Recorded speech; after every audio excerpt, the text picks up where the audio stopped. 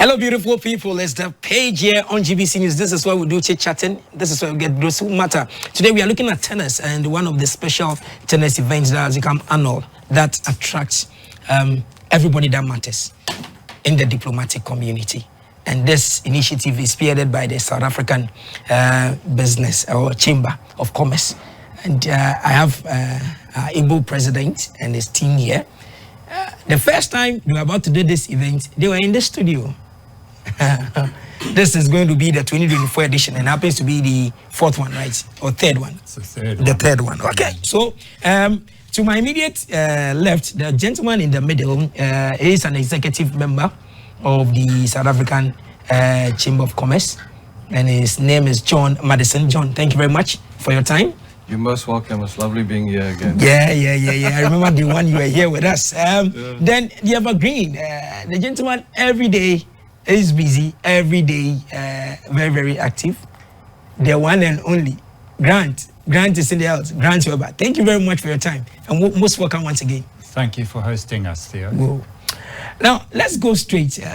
For a first timer watching us, maybe they haven't checked us online, any other thing. Let me start with you, Grant. When we talk about the Rainbow Nations Tennis Competition or Tennis Challenge or Tennis Initiative, what gave birth to this idea?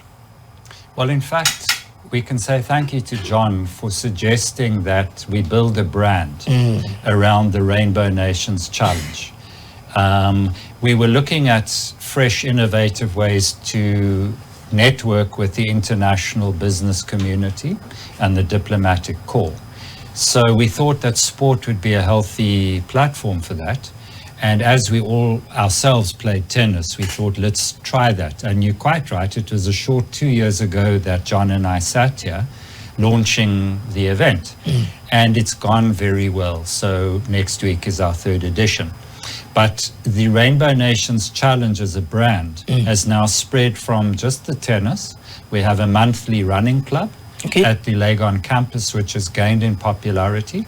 We've just had our 12th run. So we've celebrated our first anniversary and it's really taken off. There we're promoting health and wellness in the community. But again, it's about networking in the professional environment. And then very soon, we will be having our first event for paddle, which is a fast-growing sport, which is a derivative of tennis and squash. And so we're very happy. It was an experiment to see how we could use sport as a platform for networking. And so far, we're delighted that it seems to have worked quite well. Oh. Now, John, let me come to you. Will you say what you are seeing is a dream come true already? The Rainbow.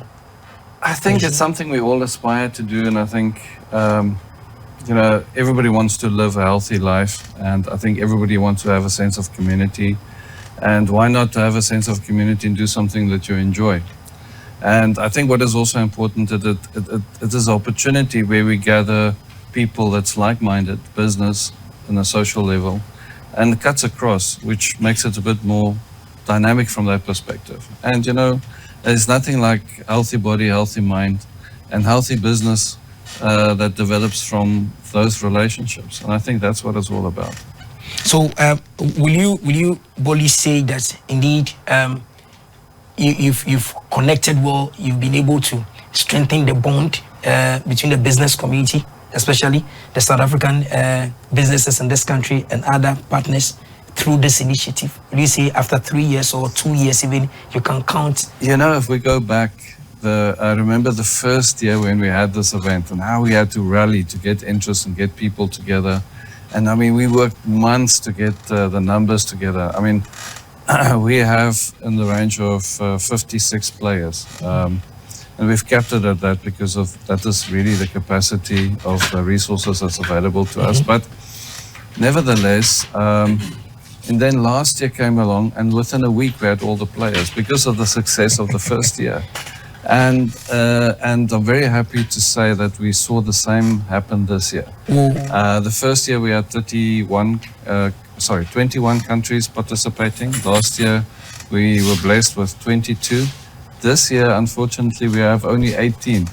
But the immense, how can I say, interest from the sports and tennis community within the business sector and the diplomatic and core, as well as the other business chambers, within a week, once again, we had a full capacity. We actually have people benched, unfortunately, because, we're all doing business. Some things happen. People have to, unfortunately, travel on short notice, or something happens. They were not maybe always possible to attend. And we always have enough people to step in. So we're really lucky that we've had that, how can I say, that kind of success, that people have a true interest and aspire to actually play in the tournament. It's not a professional tournament. It's more of a social and business development platform. But, we all enjoy what we do, playing tennis, doing business, and building relationships. Great. The first day I remember Her Excellency Grace Mason was present, and she spiced it up. And it's like the female social tennis players are gaining the momentum every day. They come and do. But the core thing under it was to make sure that you empower the girl child. Is that dream still on? Is that initiative still in progress? Very much so. So the money that we raise from the participation, not just the player subscriptions, but a shout out to our sponsors. And perhaps we could mention some names later. Go ahead. But certainly people like companies like Anglo Gold Ashanti, Avis Fleet, have been very generous. Japan Motors is a well-known household brand. They've been very generous with their money. It's not just to sponsor girls through tennis, any sporting code. We've done a couple through running. And, it's about education, though. So, yes, you may run fast or hit the tennis ball well, but it's actually not to promote your ability to play sport. That is your passport to a better education. So we emphasize that the money is towards education, because that really is the passport to freedom, ultimately. So that is the important social investment from our community. It's not big, the endowment, but we try and make it count. Ooh, ooh. And so with this edition, what are we to look out for? Sincerely, let me go before I come to John. What are we to look out for on the tennis courts, Accra Long tennis courts? Look, it's fiercely contested. So the first edition was won by the Americans. Okay, so I think we have the picture when you guys got it for the first edition and the second edition. And so whilst you talk, I think that we'll see it on our screens when they all gathered beautifully to really do it. So you were on it, you said the first edition. Yes, so John mentioned that we had around 20 different countries presented. And so it is social. But when we're on court, it's incredibly competitive. So the Americans come with their full squad of 4 teams, and they really cleaned up in year 1. Okay. So this is it, the Rainbow Tennis. Remember, it's the Accra Long Tennis Club, and so it's running from the 12th to the 14th. And then, as usual, Her Excellency Grace Mason, South African High Commissioner to Ghana, will come and participate.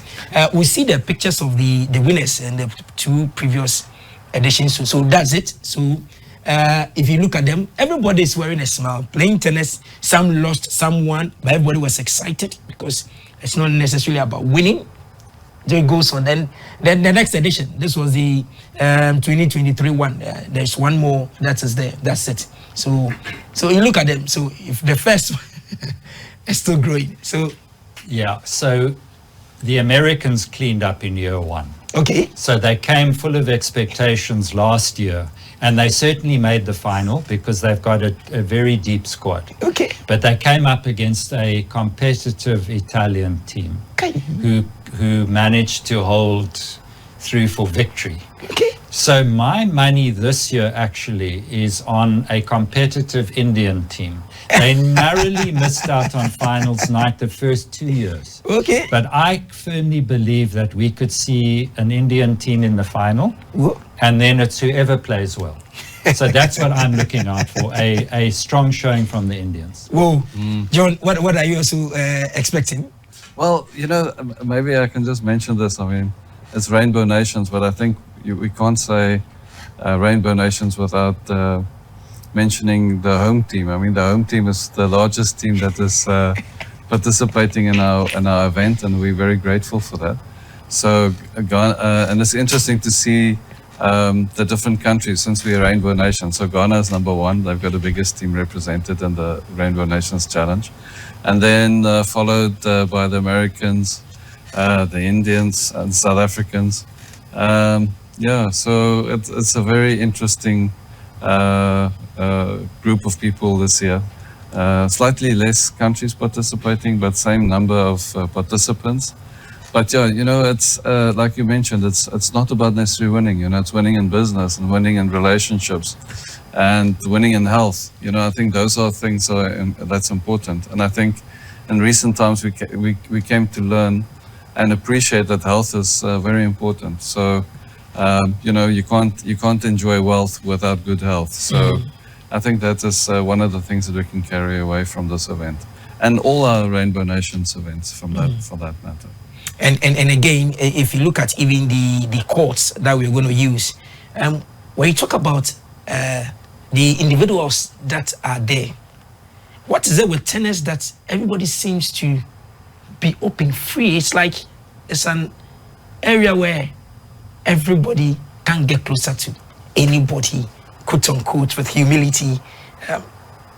Every barrier is broken and everybody feels equal. What is it with this sport that is the reason you guys are still championing and believes that your chamber, when you use tennis, you can achieve your aim? What is it in that sport? Well, we play doubles, so it's a team sport. Okay. Although they're individuals, but in doubles you rely on your partner as much as yourself. So I think that brings about the cooperation. But I think the Accra Lawn Tennis Club is a very nice facility. The way it's set up, it's set up to facilitate a networking event like this, not just on the court, but most of it is off the court, in the forecourt around the area where everyone gathers, has a cold water or a beer. We've got food. So there's the networking that happens around the facility. So the facility is wonderful. It lends itself to a collaboration, but really being doubles, it's a teamwork. And then it's, like John said, there's 3 or 4 teams from the 4 top countries. They're all there urging their teammates on when they themselves are not on court. So it has that element of camaraderie with it, which I think is wonderful. Great. And John, if you look at the consistency of partners, since you guys brought this initiative up,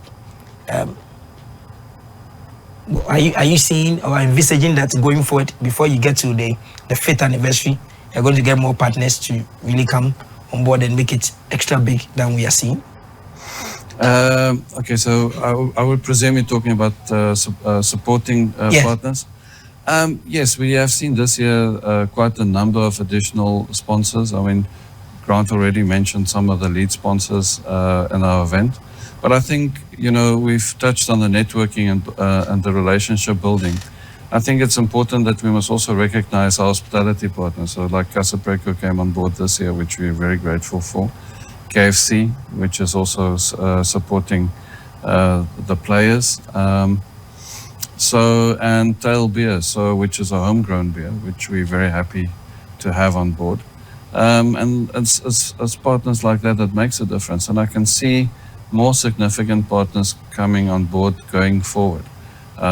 As we get momentum year and year, we've kept a number of players on the same cap, but I think it's important that we must also realize, I mean, this year we haven't spoken about it, but you mentioned it a bit earlier, that about the lady participants. This year we've seen a significant growth in ladies participants. So in the past we have had only a handful, and this year we have 7, and we anticipate and hope to grow that number in the future to come.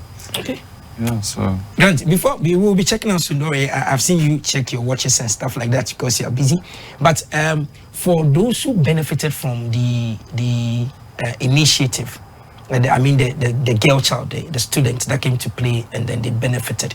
Have we seen, or in terms of your monitoring, is there any positive news you can tell the whole world, Ghanaians, that indeed those that really, we've seen them reach a certain stage?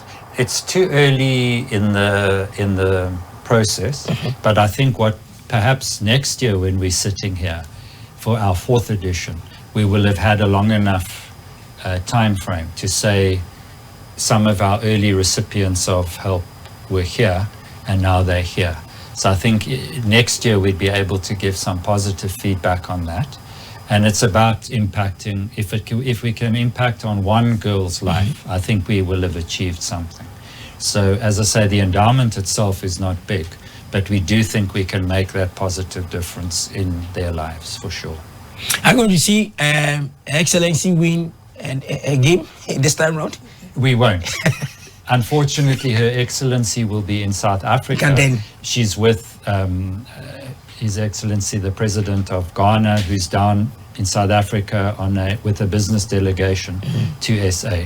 And as our senior diplomat here, she will be hosting that delegation in South Africa.